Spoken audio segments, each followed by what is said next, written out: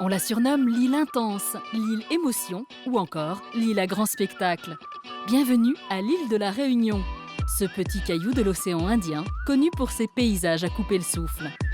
Son volcan grandiose, ses montagnes vertigineuses et ses plages idylliques offrent à ses visiteurs un décor carte postale.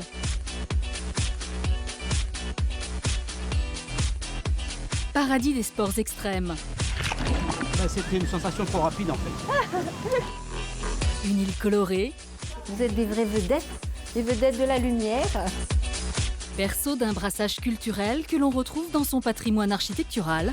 C'était arcades d'époque, du temps des villégiatures, il y a plus Les longtemps. petites cases de fenêtres importantes, comme on dit souvent. Et dans sa gastronomie. Un ananas qui vient de la Réunion, il a un autre goût, il a un autre parfum, le meilleur au monde.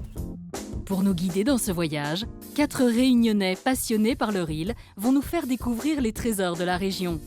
Les plus beaux paysages avec Serge, photographe professionnel. Ça donne le vertige quand on est là. L'histoire de la Réunion avec Gladys, notre spécialiste du patrimoine.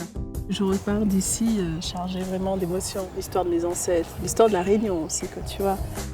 Les saveurs exotiques avec Vincent, chef cuisinier. Ah, c'est un parfum, ça éclate en bouche. Et les traditions locales avec Isabelle, ethnologue. Tous ces visages métissés, c'est la beauté du monde. C'est parti pour une escapade à la Réunion. Un pays surprenant par sa diversité et son métissage.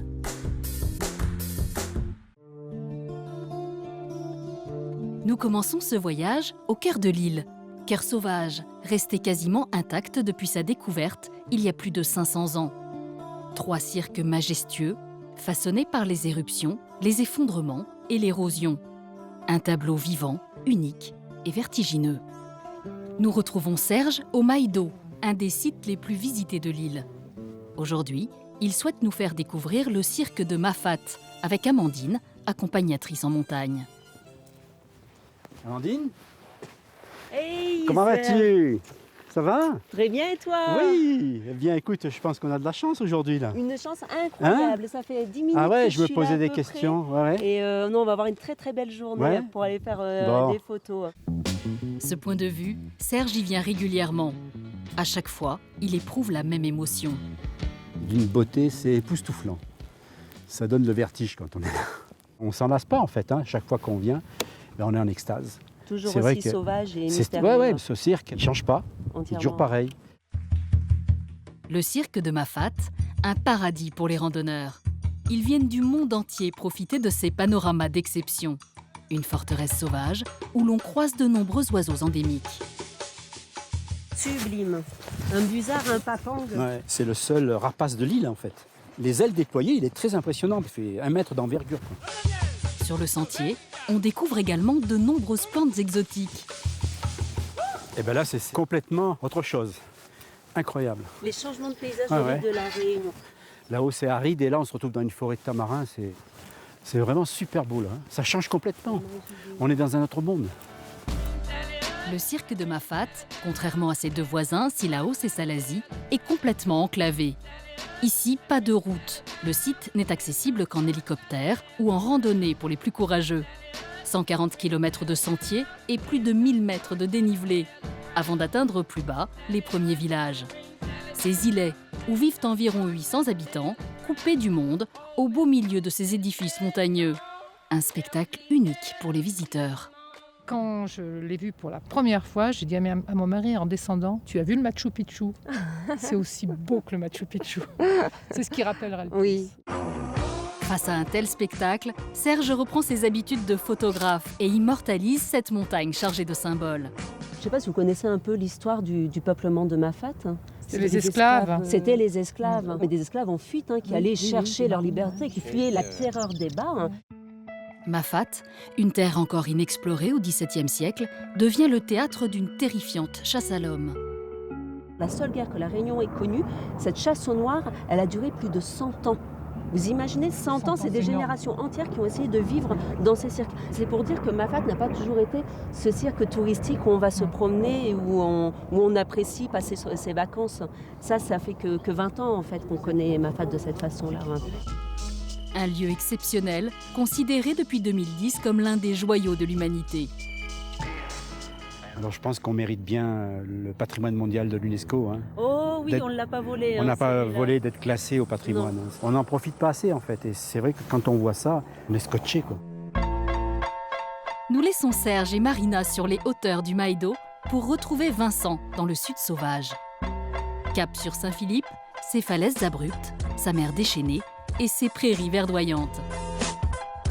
Notre gastronome a rendez-vous avec un agriculteur de la région. Ils nous conduisent dans une forêt de palmistes à plus de 1600 mètres sur les pentes du volcan. Ici se cache l'un des trésors de la Réunion. Arrive à où? Mais seulement, fais attention parce que moi, on a l'habitude de sauter dans les galets, mais là, on n'a pas envie de voir où tomber. D'abord, il faut que je trouve une fleur, parce que c'est le début de la fécondation des fleurs. Louis cultive la célèbre vanille Bourbon, la toute première vanille de l'océan Indien et l'une des meilleures au monde. C'est grâce à cette orchidée qui pousse généreusement sur ses pieds de palmiste que l'on féconde la vanille. Pour obtenir des gousses, une seule technique, extraire le pollen manuellement avec minutie. Donc là, on met le petit bâton, on lève la petite languette qui est dessous, on rappuie légèrement et on fait décrocher le pollen qui est dessous. Ce pollen va être fécondé et germé dans la partie femelle. Ça paraît simple, Oui, ça paraît simple, mais... mais on verra tout à l'heure. C'est pas simple. Quand le petit bâton qui est dans ta main sera en action, qu'il faudra tenir la fleur et qu'il faudra tirer le pollen, là on verra la difficulté. Mais nous, c'est un geste qui est fait depuis 40 ans, Ouais, donc, 50 ans même peut-être, donc ça se fait tout seul. Ce geste est toujours le même depuis 1841, date à laquelle Edmond Albius, un esclave réunionnais, découvre ce fameux procédé de fécondation de la vanille, utilisé aujourd'hui dans le monde entier. Un savoir-faire que Vincent s'apprête à acquérir, non sans peine. Alors attends, déjà j'essaye de... Est-ce que c'est ça? C'est pas tout ça, c'est dedans ça. Et ce n'est pas gagné. La fleur ne peut être fécondée qu'une fois, et il y en a encore 1500 sur l'exploitation. Je suis pas prêt de féconder les fleurs, hein, Louis. Hein. Et pourquoi moi je mets des lunettes? C'est tout simplement parce qu'à cet âge-là, il faut une lunette. Et moi je crois qu'il y a un petit défaut de lunettes.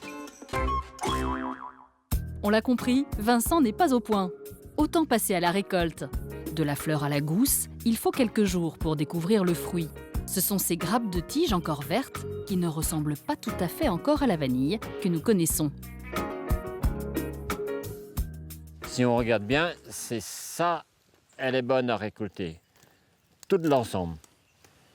On voit, elle commence à ouvrir à la base. On commence à sentir le parfum. Elle est brute, elle est répugnante un peu. Non, Mais elle commence à sentir. Et ça, c'est une vanille qui est plutôt sûre d'arriver à 4% de taux de vanilline à l'intérieur, une gousse mûre. Une fois qu'on l'a récoltée, on peut la consommer au bout de combien de temps, la vanille? Si on cueille une vanille mûre, on laisse à l'air pendant une semaine, elle est déjà noire dans sa totalité, on peut consommer. Elle est riche, elle est très bonne. Une fois récoltée, la vanille va être séchée pendant au moins 1 an pour être conservée. Et contrairement à ce qu'on pourrait penser, plus elle vieillit, mieux elle dégage ses arômes. Et ça sent très très bon, hein, donc... Je vais sentir, ouais. Ah, c'est un parfum... Ça éclate en bouche, hein. C'est super. Là, je vais faire sentir un produit d'une grosse gousse, vieilli de plus de 4 ans. Dès qu'on ouvre, on a le parfum qui dégage. Hein. Ah ouais. Et là, on voit, c'est pas la même chose. On pourrait dire l'autre ne sent pas et celle-là, on se shoot avec, pratiquement. Ah ouais, c'est extraordinaire. Une variété de vanille exceptionnelle qui donnera sans doute à notre chef cuisinier de nouvelles idées de recettes. Remontons vers l'ouest où Gladys nous attend sur la côte de Saint-Paul, l'une des principales villes de la Réunion, mais pas seulement. Saint-Paul est le berceau du peuplement de l'île. Une histoire passionnante qui attire la curiosité de notre spécialiste du patrimoine. Gladys rejoint Alexis, historien saint-paulois, pour qui la ville n'a aucun secret. Bonjour, comment ça va? Bonjour. Tu vas bien? Ça va. Merci de m'accueillir dans ta belle ville de Saint-Paul. Il paraît que Tu aimerais connaître un peu plus. Découvrir un peu plus sur l'histoire de cette ville, oui, tout à fait. Oui, mais tu as raison, parce que c'est une histoire belle, riche, attachante. La baie Saint-Paul est nommée baie du meilleur ancrage par les colons. C'est ici que débarquent pour la première fois en 1642 les Français. Accompagnés d'une dizaine d'esclaves, ils s'installent à quelques mètres de la plage, près de la falaise. Voilà, nous arrivons à la grotte des premiers Français. Ce site-là est chargé de symboles parce qu'il a été le théâtre du premier acte de marronnage de la colonie. Marronnage qui dit s'enfuir. Voilà, s'enfuir. Et tu sais, l'anecdote, c'est que comme il y avait 2 hommes français, il y avait 10 malgaches, dont 3 femmes et 7 hommes, il n'y avait pas suffisamment de femmes pour tout le monde. Ah, donc bah oui. la querelle, c'était à propos des femmes.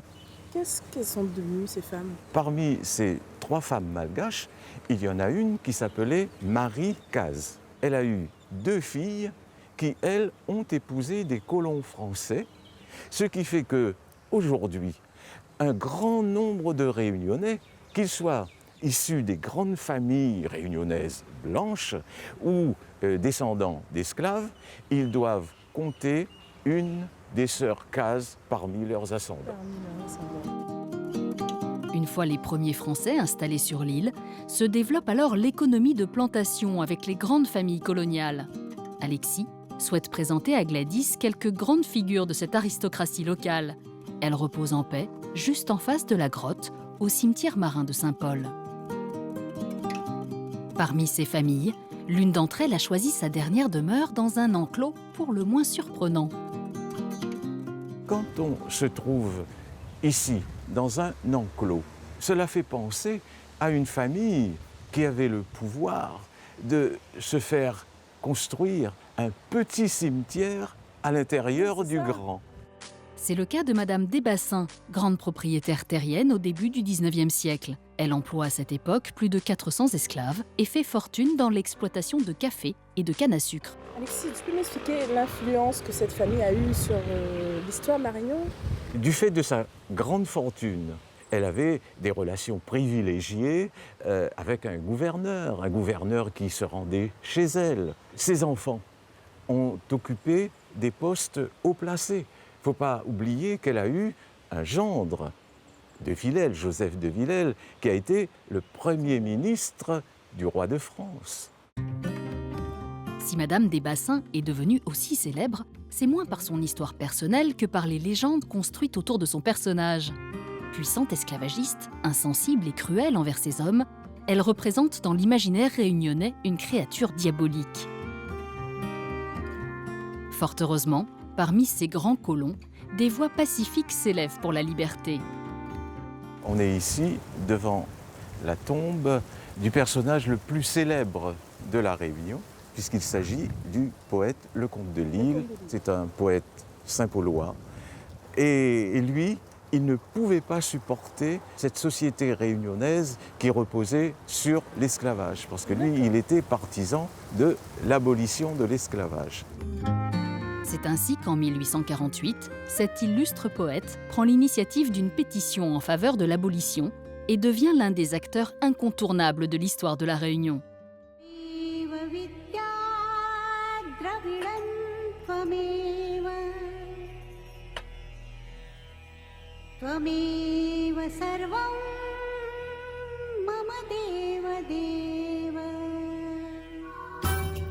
Le lendemain est un jour de fête.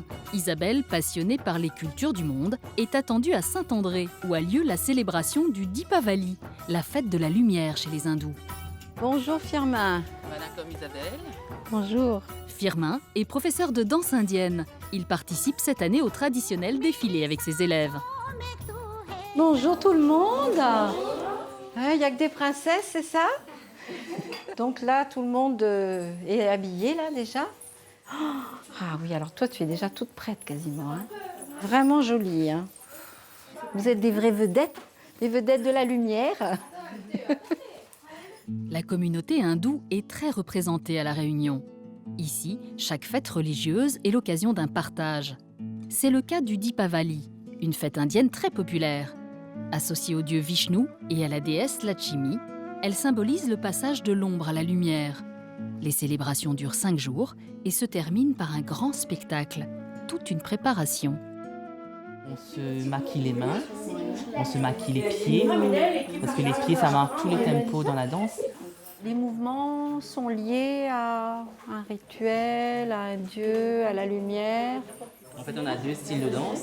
Il y a le classique Bharatanatyam, donc là, c'est vraiment une danse cultuelle. Donc tous les gestes qu'on fait, ça raconte une histoire en fait, louange aux divinités.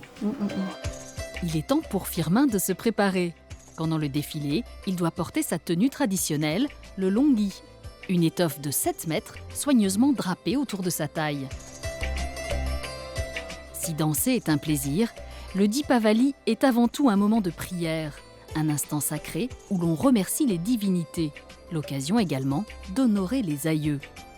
On va faire un petit hommage à nos ancêtres pour qu'eux aussi ils soient où ils sont, ils soient près de nous pour vivre ce moment important. Et veiller sur mes élèves, sur moi-même, pour que tout se déroule bien ce soir.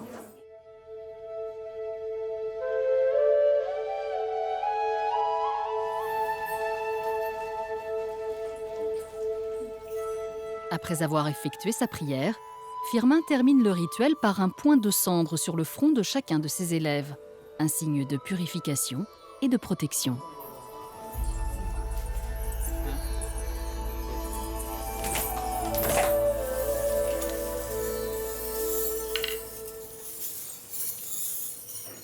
Bon défilé, joyeux Deepavali à tout le monde.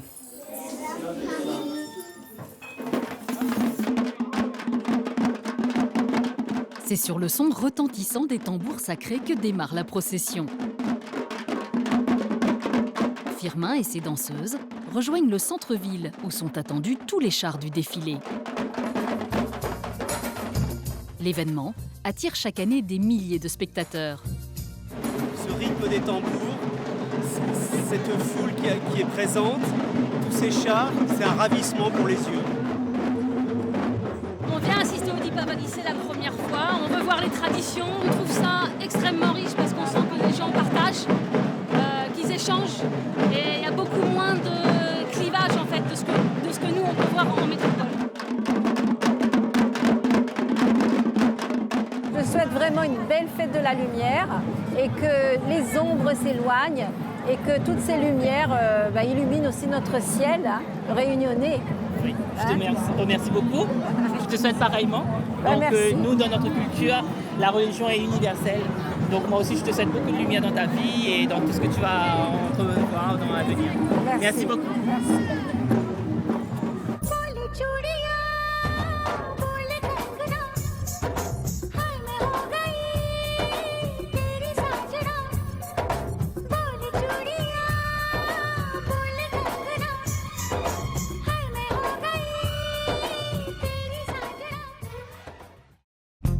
Découvrir la Réunion est un voyage culturel au carrefour de toutes les civilisations.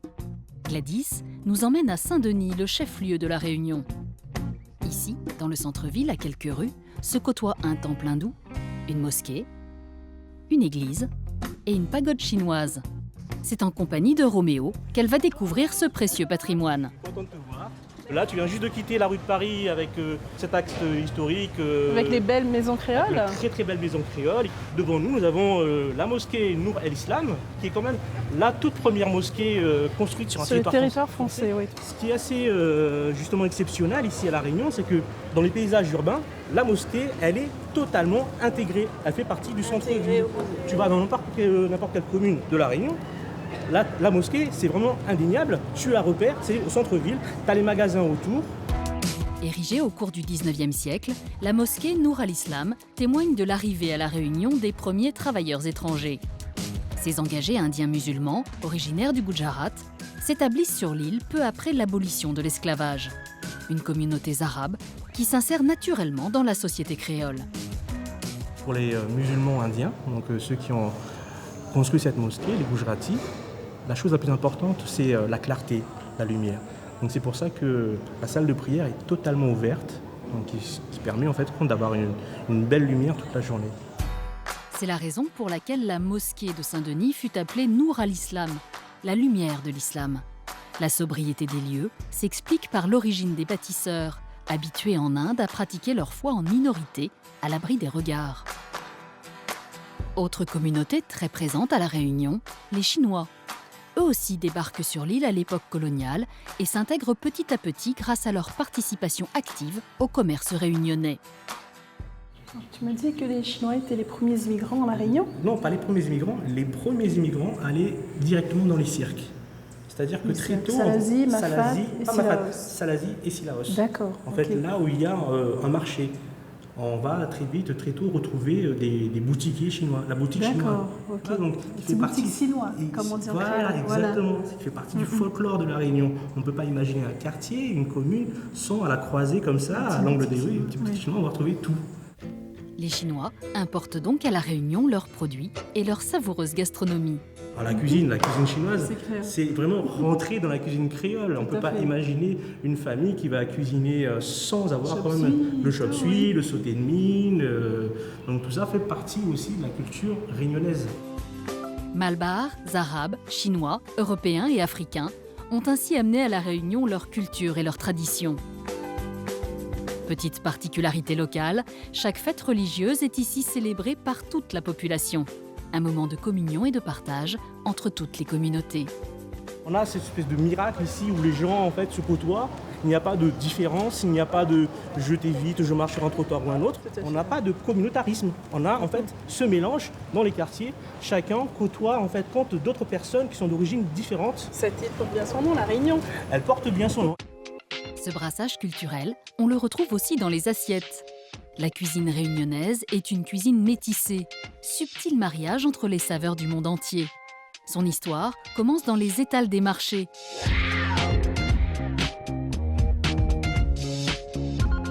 Vincent, notre gastronome, a ses habitudes au Petit Bazar de Saint-Denis. Bonjour, ça va? On y trouve une grande variété de fruits exotiques, de légumes, ainsi que de nombreuses épices. Je viens chercher mes légumes. Oui. J'ai un rougail saucisse à faire pour ce soir. Je vais choisir. Prends un petit plateau, tu les mets dedans. Ok, merci. Le rougail saucisse, le plat traditionnel de La Réunion. Pour le cuisiner, Vincent a besoin de gingembre, d'oignons rouges. C'est les oignons d'ici, ça, Chantal? De La Réunion? Ah, ils sont super, hein, ils sont beaux. Voilà. D'ail, de tomates et de quelques gros piments. Quoi ça nana comme piment? Alors, tu as la variété au gros piment, tu as du petit piment oiseau. Tu aurais du piment cabri. Cabri. Du rouge, du vert. Et puis tu as le gros piment. Qu'est-ce qui est le mieux comme piment pour faire un rougail saucisse? Pour le rougail saucisse, pour mettre sur la fin, tu prends des gros piments comme ça, tu mets vraiment à la fin. Tu prends la mêle et tu lâches ça dans le rougail saucisse. C'est vraiment bon. Une cuisine épicée. C'est ce que Vincent préfère dans la gastronomie réunionnaise, riche en saveurs. Voilà, merci. Merci Chantal, à bientôt. Merci. Au revoir. De retour chez lui, il se met au fourneau avec sa fille, Ludivine. Pour préparer le rougail saucisse traditionnel, il faut des saucisses fumées. La première étape, les dessaler. Et donc, on les fait cuire pendant un quart d'heure. Pendant ce temps, Vincent et Ludivine émincent les oignons. Donc les oignons, tu les coupes en deux et tu fais des fines lamelles. Tu fais glisser ton doigt, comme ça. C'est important de partager mon savoir avec Ludivine parce qu'à La Réunion, on aime bien cuisiner en famille. Tandis que Ludivine soigne sa découpe, Vincent commence à piler l'ail et le gingembre, puis il coupe les tomates en petits dés. 15 minutes plus tard, les saucisses sont cuites. Je vais couper les saucisses en gros morceaux et je vais commencer à les faire frire. Une fois qu'elles seront bien colorées, je vais mettre l'ail et le gingembre hachés. Ensuite, je vais mettre les oignons et je finirai par les tomates.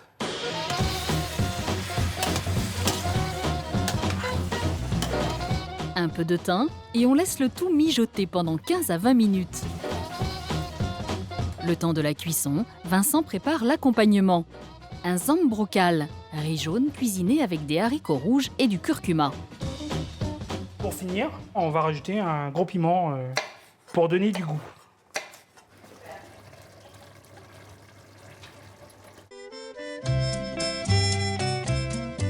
reste la salade exotique pour le dessert, avec des fruits de saison. Ananas Victoria, banane, mangue, pastèque, papaye.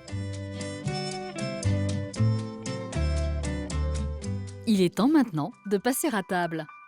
Un moment convivial, partagé en famille et entre amis. Alors, comment vous trouvez ce rougail saucisse? C'est bon. Excellent. Ah bah, tu m'enlèves le mot de la bouche. Bah, merci. C'est Hein. vraiment Alors, très, très, très bon. Merci. Très, très bon.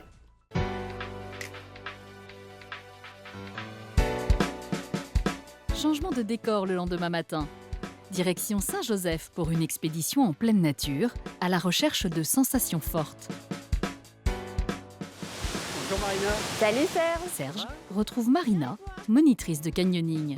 Faire une bonne petite journée de canyon à Langevin avec cette belle cascade. La Réunion, c'est le paradis des sports extrêmes. Le spot à la mode des passionnés de canyoning. L'un des meilleurs au monde pour la diversité de ses paysages. On dénombre sur l'île plus de 200 canyons. Des parcours aquatiques très verticaux qui demandent une grande vigilance. Donc bon, je te rappelle que le canyoning, tu le sais, mais bon, ça reste une activité à risque, n'est-ce pas? Bien sûr, Donc on va essayer de diminuer tous ces risques et c'est notamment en suivant maximum toutes les consignes de sécurité que je vais pouvoir te donner. Serge, plutôt confiant, se lance dans l'aventure sans trop se poser de questions. Et Marina ne le ménage pas. À peine équipé, le voilà parti pour un saut en tyrolienne, à 10 mètres au-dessus du bassin. C'est rapide, intense, mais au moins on est au cœur de l'action. Un peu secoué quand même, notre Serge. Ça a été? Ben, c'était une sensation trop rapide en fait. Tu veux refaire un tour, c'est Oui, ça? c'est un peu le dépassement de soi-même quand même, parce que tu dépasses la peur. Tu sais quand même, tu sais pas ce qui t'attend. C'est là qu'on apprécie vraiment, parce que on se laisse porter en fait. Hein. Et Serge n'est pas au bout de ses peines. La suite du programme, un petit rappel de 17 mètres, rien que ça. Le seul truc, c'est qu'encore une fois, je ne mettrai pas assez de corde. Faut que je tombe. Voilà. Ce qui ne semble pas le rassurer. Elle est dure avec moi, elle fait exprès. Tu vas mettre combien? Ah, il y a 17, je mettrai 14. 15. Marina place une main courante sur l'arbre. L'objectif, descendre en file d'araignée. Allez Serge, un peu de courage, c'est presque terminé. Encore un petit saut de 8 mètres. Et un toboggan dans la rivière, un peu agité. Autant dire qu'il faut une sacrée confiance en son moniteur. Marina exerce depuis une vingtaine d'années. Elle est tombée dans l'eau dès l'âge de 7 ans. Sa passion du canyoning est devenue son métier. Elle parcourt depuis le monde entier à la recherche de nouvelles sensations.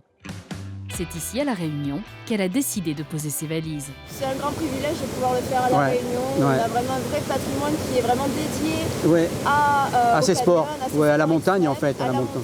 En général. Ouais. Avec le trou de fer, avec la Takamaka, avec Brasset. Oui, qu'il y en a énormément des canyons. Hein. Ici, c'est le pays du canyon. C'est l'île au canyon. C'est l'île au canyon. Toutes les ravines, quasiment, on peut y aller. C'est vrai que c'est quand même assez exceptionnel. Ouais, c'est vraiment agréable. Dans un environnement tellement merveilleux avec cette forêt. C'est vierge.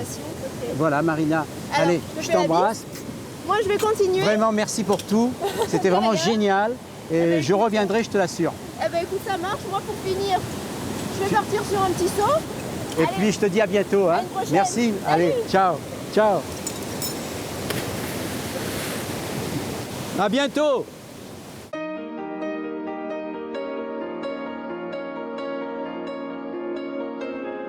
Nous laissons Serge et Marina au cœur de cette nature préservée pour rejoindre Gladys à Salazie, le plus verdoyant des 3 cirques. Tout au long de la route, la nature se donne un spectacle.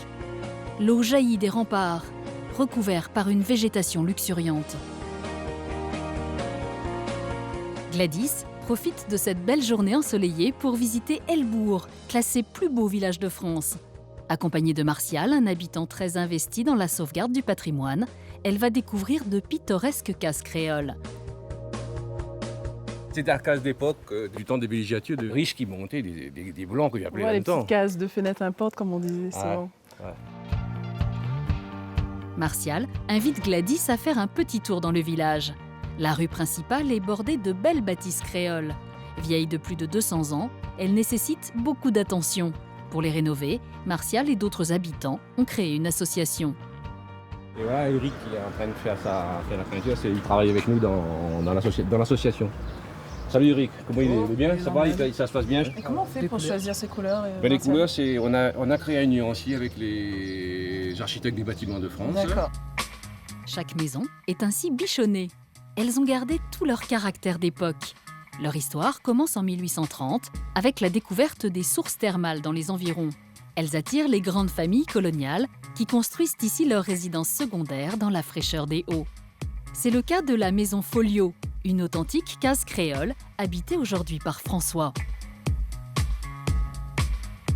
L'une de ses grandes fiertés, c'est la chambre à coucher qui a conservé tout son cachet d'antan. Ah, charmant. Avec quelques mobiliers bien particuliers comme ce lit qui date lui de l'époque de la Compagnie des Indes. Maintenant, il faut savoir qu'à l'époque, les gens dormaient assis parce que la position allongée était celle du mort. Alors comme vous voyez aussi, c'est dans cette pièce, des meubles qui sont faits avec des bois de la région. Ça c'est le tapis mendiant? Oui, alors ça c'est le tapis mendiant, ce qu'on appelle le patchwork rayonné. C'était récupération dans ce tissu dans les maisons riches et permettant aux gens pauvres de décorer et d'orner leur maison. C'est quoi? C'est un appareil pour chauffer les fers à friser. Les fers à friser déjà? Exactement. Bah oui, à l'époque, il fallait être coquette. Et pour compléter la toilette de ces dames, une eau de Cologne Pompeia. assez particulière. Ah oui, allez-y. C'est original. Voilà, mais quand on avait ça sur soi... Et puis de moustiques, et puis rien. Voilà. Tout le monde mettait ça? Il n'y avait que ça. D'accord, ok. L'art de vivre à la créole, c'est aussi le bon temps passé dans les jardins. S'y promener est une invitation au voyage dans ces allées parsemées de plantes exotiques. Nous passons donc dans le jardin créole, fouillis de plantations, avec bien sûr des plantes comme des fougères arborescentes, apparues il y a 350 millions d'années sur la planète. Après donc, nous passons maintenant de ce côté avec le fameux kiosque à écrire, à lire, à chanter, le kiosque a fait la cour aux jeunes filles de la maison, enfin à draguer à l'époque. Draguer, ouais. Voilà. Élevés à l'angle des cours, ces kiosques permettent généralement d'observer les passants dans la rue sans être remarqués. Merci. Merci en tout cas pour votre accueil. Il n'y a pas de problème. Eh bien, au plaisir de vous revoir. Ok, à la prochaine François. Ok, merci bien, au revoir. Nous restons en altitude, mais de l'autre côté de l'île, à 1600 mètres sur les pentes de Saint-Paul. C'est à la Petite France, un autre village créole, qu'Isabelle se promène aujourd'hui.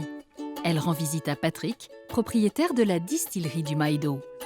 Bonjour Patrick. À la distillerie du Maïdo. Merci, c'est Un grand gentil. plaisir de vous accueillir. On a préparé une petite visite pour vous faire visiter un petit peu la richesse de la flore de la Réunion. Je te présente Olivier. Bonjour Olivier.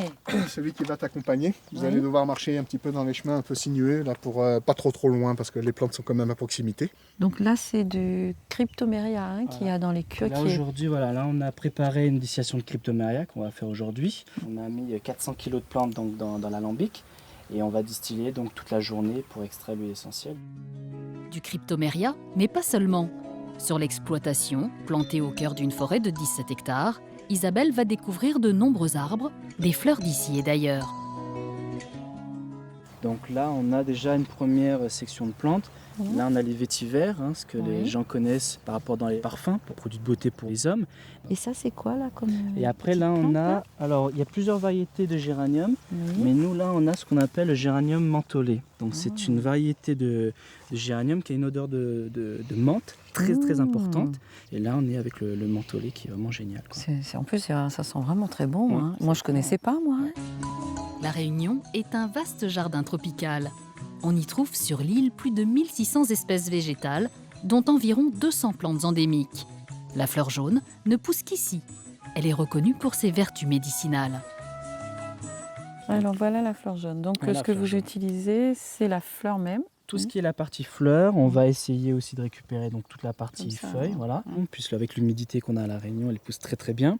Et alors ça va servir à quoi ça? Donc après la fleur jaune, nous on le conseille pour tout ce qui est nettoyer le sang, le foie, surtout donc pour les hommes. Les hommes vont pouvoir aussi l'utiliser pour les problèmes donc au niveau de la prostate. Donc ça, ils vont le boire. La fleur jaune de La Réunion a récemment fait son entrée dans la pharmacopée internationale. Dans la tradition créole, les plantes sont fréquemment utilisées pour prévenir et guérir un grand nombre de maladies. Là, on a donc l'eucalyptus. C'est cet arbre-là qui est penché. Voilà, exactement. Donc, il y a plusieurs variétés d'eucalyptus. Citriodora, le radiata. Nous, ce que l'on utilise surtout ici, c'est le globulus, hein, surtout pour les problèmes donc, respiratoires, l'ORL. Ça, par contre, c'est pas d'ici, cette plante-là. Voilà, là, c'est une plante qui a été importée à la base. Voilà, ça, on ne le retrouvait pas ici. D'Australie, hein, c'est ça? Exactement. C'est vrai que quelque part, c'est vraiment la réunion des plantes aussi, hein, voilà. Puisque les huiles essentielles, tu en as, bon, alors les fleurs jaunes qui sont d'ici, le cryptoméria, lui, vient du Japon, et puis là, l'Australie, ben voilà, on réunit tout ça, comme les habitants finalement. Voilà. Hein. Après une petite balade bucolique et instructive, Isabelle est fin prête pour la distillation. Voilà donc Jean-Luc. Bonjour Isabelle. Un travail plutôt physique. On va tasser pour que toute la vapeur, l'essence prenne bien ses feuillages. Il faut bien tasser le cryptoméria au maximum. Donc on appuie très très fort sur le cryptoméria tout en tournant pour bien tasser le cryptoméria dans la cuve. 400 kg de cryptoméria pour récupérer 1 litre d'huile essentielle. On recouvre le tas d'un chapiteau. On installe le col de cygne qui permet de relier les 2 cuves, l'alambic au refroidisseur. Reste à chauffer le tout avec un joli feu de bois. Je me purifie là.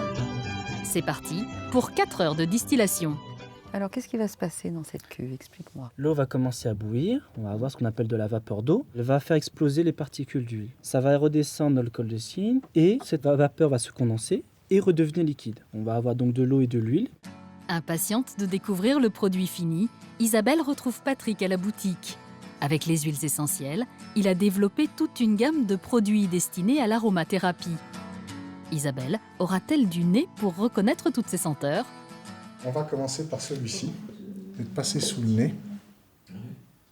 L'eucalyptus, hein, ça. Oui, le globulus, exact. Ouais. Il est très très reconnaissable, hein, c'est le fameux Vic, hein, en fait. Ah, hein, oui, on a le même, c'est ça. Ça sent bon déjà, mais alors... Vétiver? Non. Non.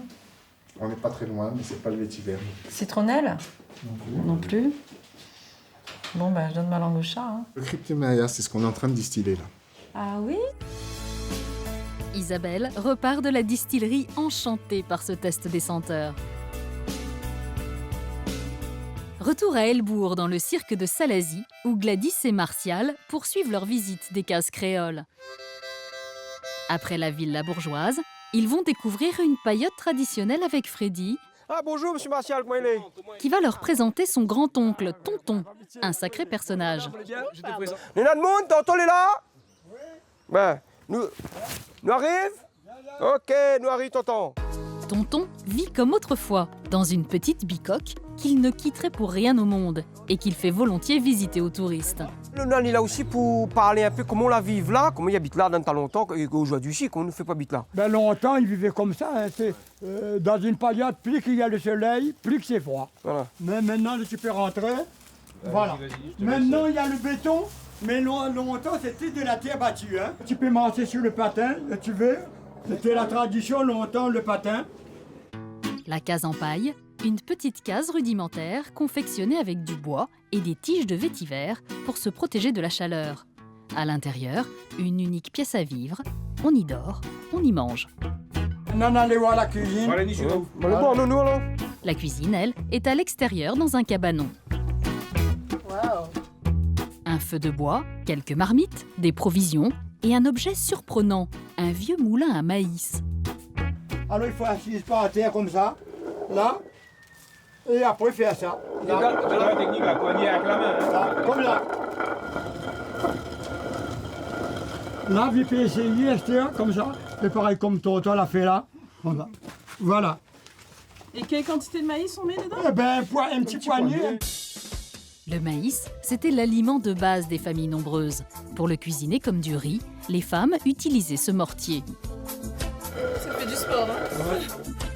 Le mouvement circulaire des pierres permet d'écraser les graines pour obtenir une semoule avec laquelle on prépare un sauce au maïs, une sorte de polenta. Il est temps pour nos amis de se quitter, ravis de cette rencontre chaleureuse, pleine de sincérité. En tout cas, on avait une jolie petite maison. Hein. Ah oui, bah, les gaillards, là, c'est... On va prendre les tasses à faire. Laissons Gladys dans la fraîcheur des Hauts pour retrouver Serge sur la côte ouest, la région la plus ensoleillée de l'île. Ici, il ne pleut presque jamais. Sur la route qui mène à Saint-Gilles-les-Bains, la station balnéaire, défilent des paysages arides, de sublimes savanes et des franges de filao, cet arbre typique du bord de mer réunionnais.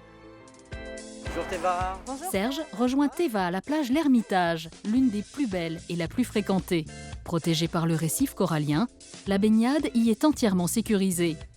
On profite ici du lagon, un vaste sanctuaire marin, classé parmi les 10 principaux spots de la biodiversité mondiale. Je vais te présenter un peu la réserve marine. Hein, donc, Je travaille pour la réserve marine. Entendu. Tu connais un petit peu ou pas du tout? J'en ai entendu parler. Oui, c'est déjà une bonne chose. Alors la réserve marine, c'est pas uniquement à l'intérieur du récif, c'est aussi de l'autre côté de la barrière. Ah ouais, mais donc là, ça va concerner aussi les plongeurs. Oui, on va pas y aller, là. Alors non, nous on va pas y aller. Moi, je vais te proposer de découvrir le milieu marin, mais d'une autre manière. D'accord. Donc aujourd'hui, on va le faire en canoë-kayak.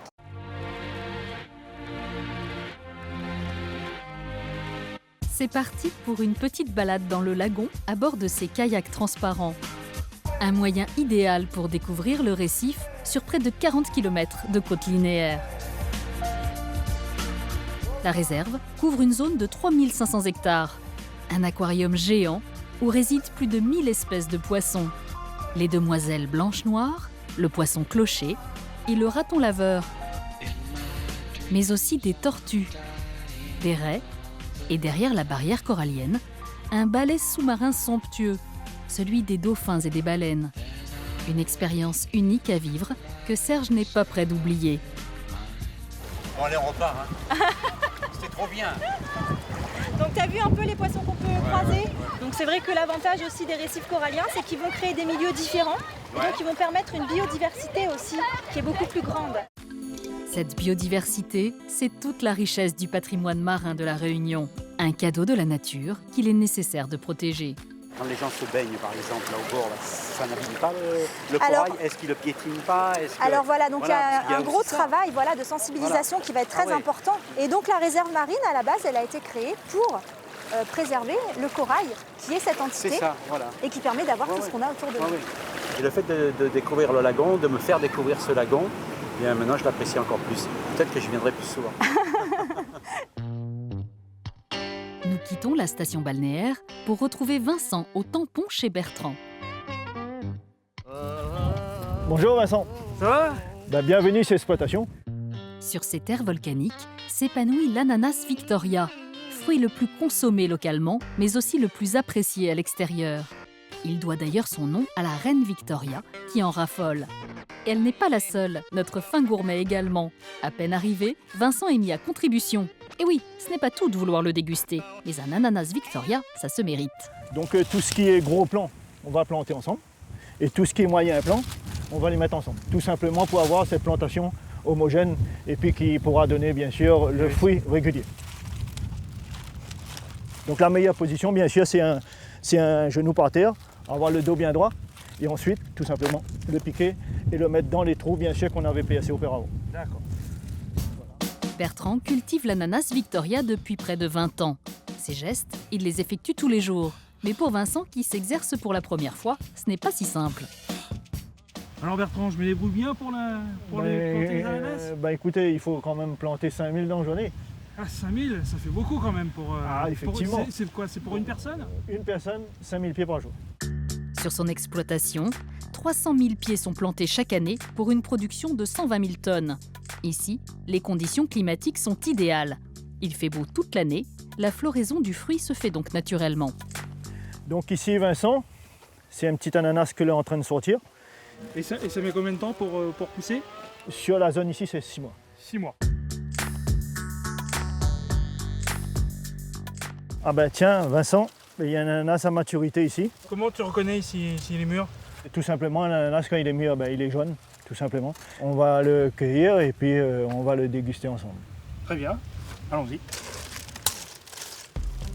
L'ananas Victoria est une variété cultivée uniquement à La Réunion.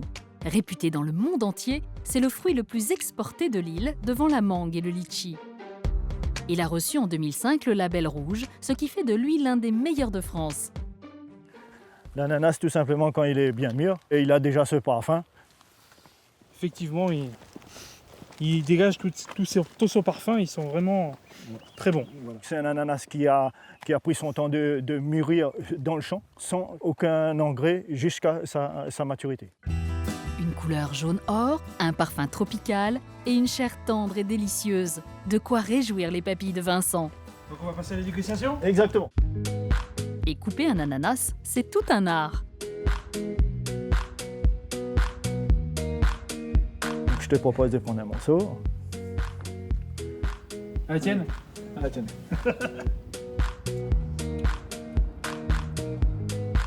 Excellent. Ça vaut le coup, hein, d'être monté jusqu'ici. Hein. Okay. Le temps de savourer un jus d'ananas frais concocté par Bertrand, nous laissons Vincent profiter du soleil couchant. Bertrand, merci pour cette visite. J'ai été heureux de venir dans ton exploitation. Et en plus, on a une belle vue.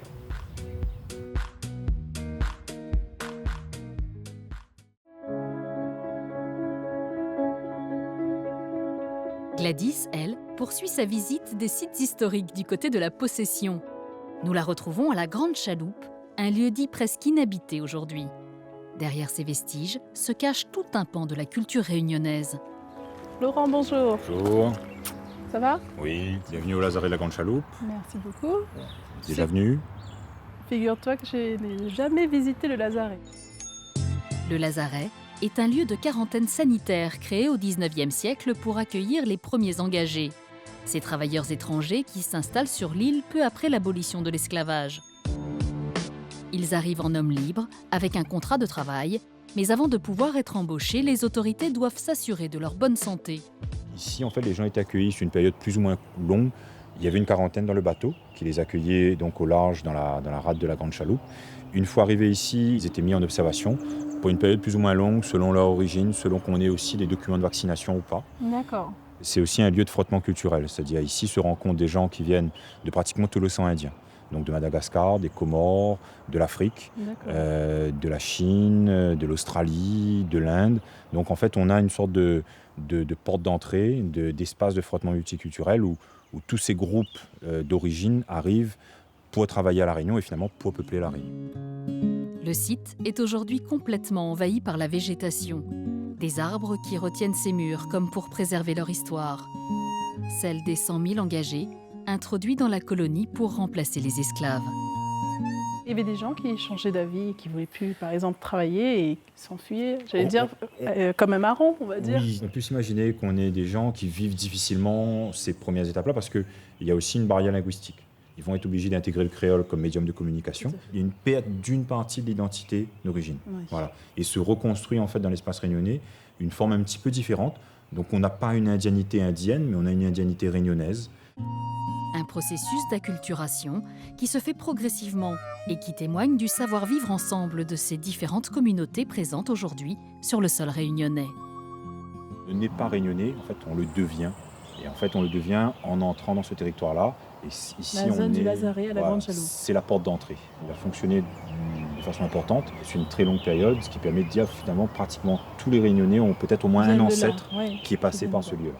En tout cas, je suis extrêmement ravie puisque je repars d'ici chargée vraiment d'émotions, de l'histoire de mes ancêtres, l'histoire de la Réunion aussi, quoi, tu vois.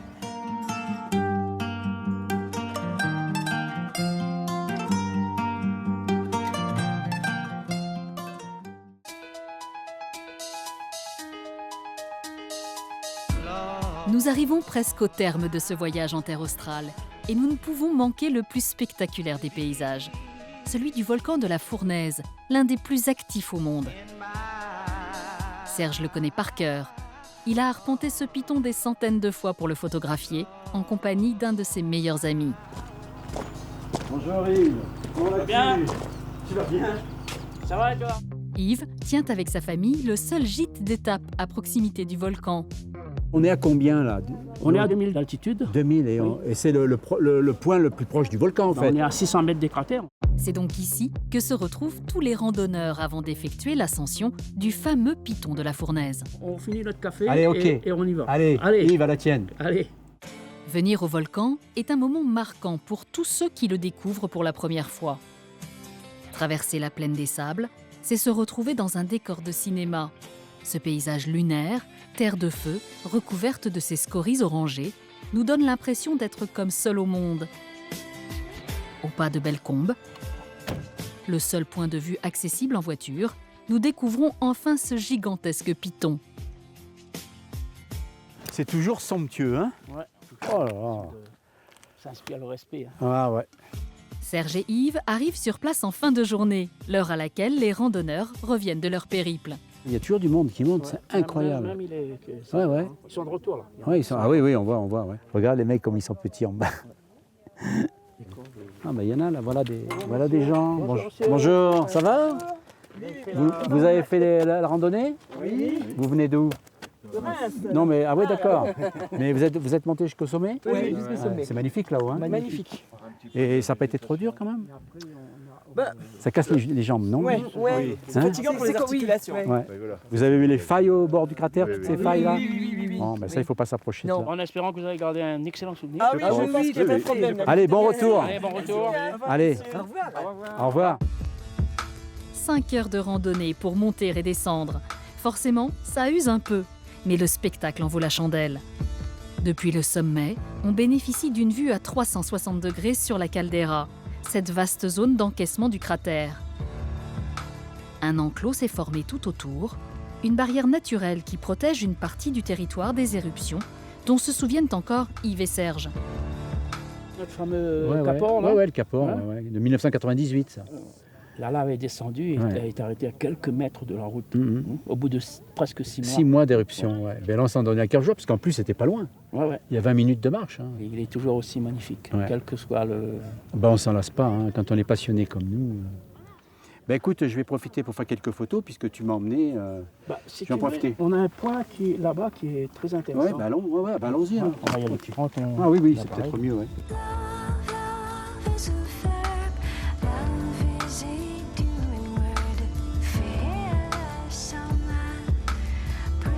Et là, je vais prendre le verre, la plante, et puis l'autre derrière. Ah, c'est magnifique, là. Vraiment, c'est super beau. Hein. C'est pas pour rien qu'ils l'ont classé au patrimoine mondial. Oui, ben, c'est ce que j'allais te dire. Hein. C'est unique au monde, ce paysage. Vraiment, c'est d'une beauté, d'une splendeur. C'est vraiment époustouflant de voir ça, quoi. Mais j'espère que tu es content d'avoir refait un petit retour. Ah ouais, non, mais bien sûr, bah oui, je suis toujours content. Mais avec toi, ça évoque des souvenirs. C'est le bon vieux temps, ouais. Serge nous quitte sur ce site fabuleux, le Piton de la Fournaise, inscrit au patrimoine mondial de l'UNESCO depuis 2010. Comme le volcan, la musique de la Réunion est elle aussi reconnue. Elle fait partie du patrimoine culturel immatériel de l'humanité. Nous terminons notre découverte de l'île Intense avec Isabelle sur le rythme du maloya, héritier du chant des esclaves. Bonjour Isabelle. Bonjour Gérard. Ça va? Oui, alors c'est la fête. Aujourd'hui, le maloya fait partie de l'identité réunionnaise. Une musique métissée, mémoire des ancêtres, perpétuée dans les traditions, grâce entre autres aux instruments typiques comme le roulé, ce gros tambour. Là, il joue le sati. Là, vous utilisez le... L'ami utilise le caillon. Viens secouer ça comme ça. Avec le bruit de la mer. Voilà, donc ça c'est le caillon. Nous trouvons ça nulle part ailleurs. Hein. Il y a la musique, mais le maloya c'est aussi une danse, à travers laquelle se libèrent les émotions du corps. On sent le corps qui bouge et là le son qui monte. On a les hanches. Et après on peut faire des jeux avec la jupe. Voilà. Avec les cheveux. Oui. Et des petits gestes avec les mains, avec le sourire, avec les fiertés. Nation bonne bataille.